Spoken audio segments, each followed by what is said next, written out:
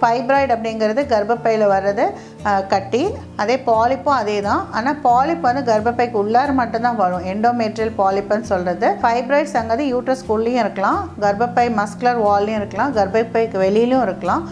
So polyps வந்து காமனாக இப்போ நம்ம வந்து ஹார்மோன் இன்ஃப்ளூயன்ஸ்னால வரதை பார்க்குறோம். அதே மாதிரி மெனோபாஸ்க்கு அப்புறம் வந்துச்சுன்னா அதில் கேன்சர் ஆகிறதுக்கு வாய்ப்பு இருக்கா இல்லையான்னு ஹிஸ்டோஸ்கோப் பண்ணி கண்டிப்பாக பயாப்சி எடுக்கணும். சின்ன பாலிப்பாக இருந்தாலும் எடுக்கணும்.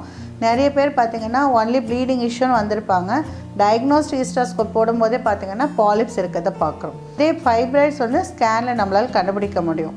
ஸோ ஃபைப்ராய்ட் பாலிப்ஸ்னால் அதுவும் கண்டுபிடிக்க முடியும்.